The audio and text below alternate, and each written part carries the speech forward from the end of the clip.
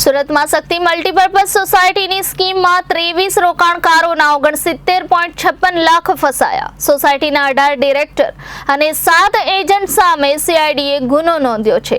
સુરતમાં શક્તિ મલ્ટીપર્પઝ સોસાયટીની સ્કીમમાં 23 રોકાણકારોના 69.56 લાખ ફસાયા હતા.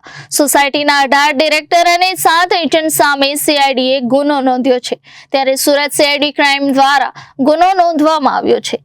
મહારાષ્ટ્રના મુંબઈ ખાતે રજિસ્ટર્ડ શક્તિ મલ્ટીપર્પઝ કોઓપરેટિવ સોસાયટીએ આકર્ષક વળતરના પ્લાન રજૂ કરી છેતરપિંડી કરી હતી. નવસારી પંથકમાં 23 વ્યક્તિ પાસે કરાવેલ રોકાણ સામે 69.56 લાખ રૂપિયા પરત નહીં કરતા મામલો પોલીસમાં પહોંચ્યો હતો.